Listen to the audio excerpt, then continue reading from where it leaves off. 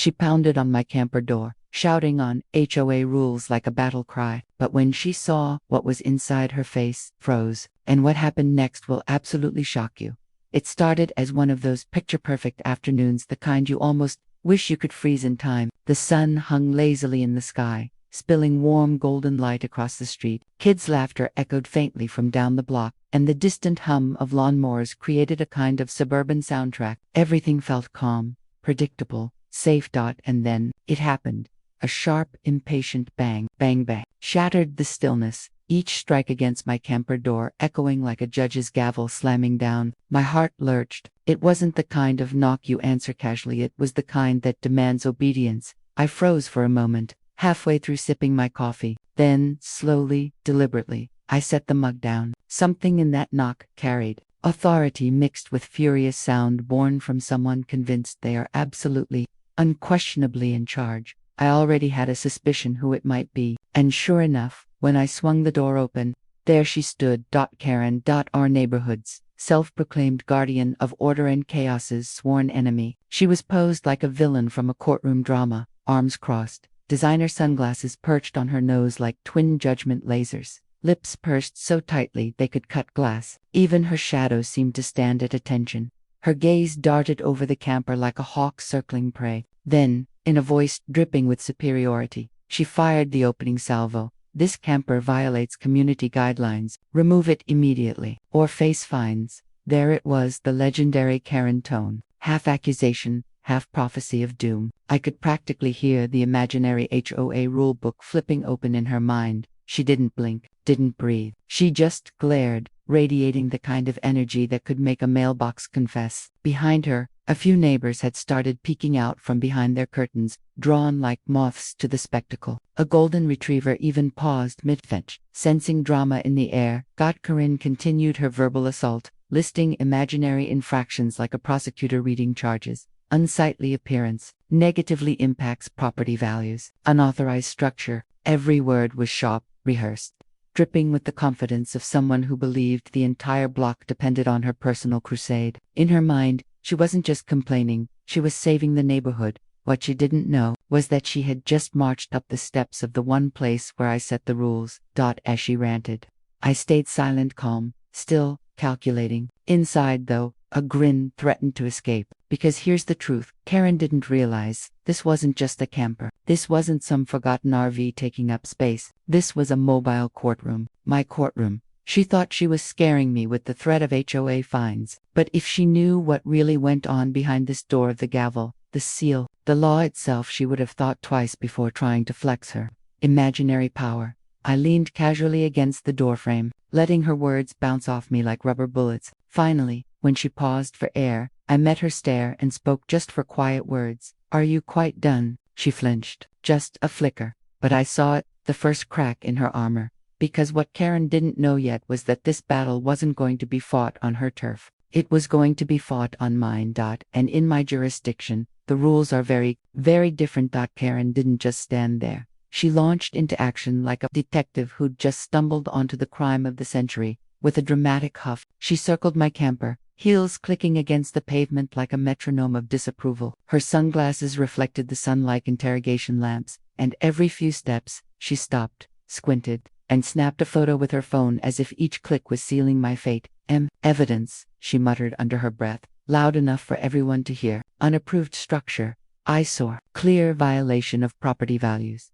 Property values, her favorite weapon. She wielded those words like a sword engraved with HOA commandments, convinced they could slice through steel and my camper.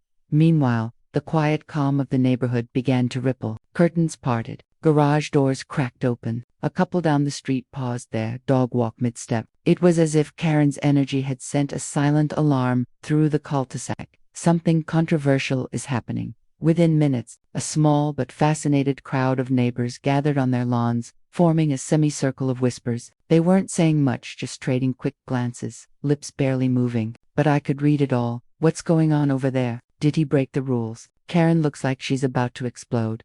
Even the mailman slowed his route, eyes darting from her finger pointing to my silent, unmoving stance on the camper steps. Karen thrived on this. She basked in the growing attention like it was spotlight on a stage she'd been waiting for her whole life. Her shoulders squared higher, her gestures got bigger, and her voice climbed just loud enough for everyone to hear her perfectly. Rehearsed fury. "This is a blatant violation of Section 4B of the Community Covenant," she announced, scrolling her phone like a lawyer slamming down case law. "This kind of thing lowers neighborhood aesthetics. It drags down the image we've all worked so hard to build." She said she owned everyone's souls, like she wasn't just speaking for herself, but for the sacred spirit of the HOA gods.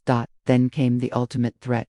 "I can call the HOA board right now," she said, clutching her phone like a detonator. "They'll fine you, force removal, maybe even press legal action for noncompliance." The crowd collectively inhaled. Karen had pulled the pin. Her eyes locked on mine with that smug look of someone certain she's already won, like the verdict had been written and signed, and all that was left was my surrender. But what she didn't realize was this. While she was parading around like a conqueror, she wasn't standing on a battlefield. She was standing on my courthouse steps, just a few feet behind me. Behind that unassuming camper door sat something far more powerful than her HOA handbook, her staged outrage, or her imaginary throne, the real gavel of power. It wasn't forged in committees or board meetings by the seal that hung proudly on the wall inside my mobile courtroom. Karen thought she was facing a rule, but the truth, the delicious, game-changing truth, was that she had just picked a fight with the law itself, and the best part, she didn't even know it yet.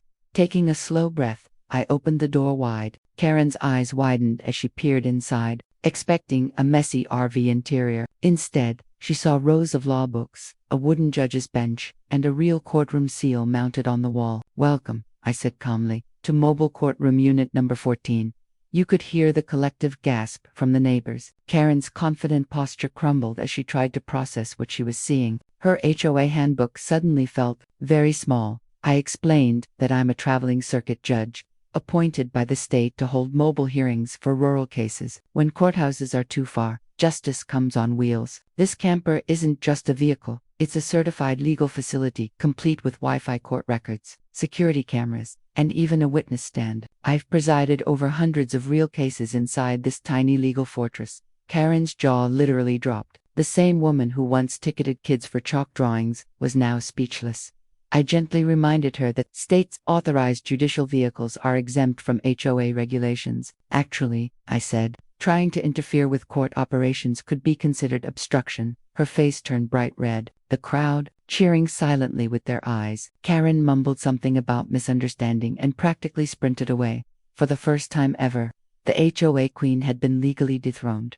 Word spread fast. Soon neighbors were asking to see the inside, snapping selfies at the bench. Even the HOA board sent an apology letter, framed it, hung it on the wall. Now my camper isn't seen as an eyesore. It's the coolest courtroom on wheels this neighborhood has ever seen. And Karen, she still avoids eye contact, because she knows, if she knocks again, she might end up on the stand.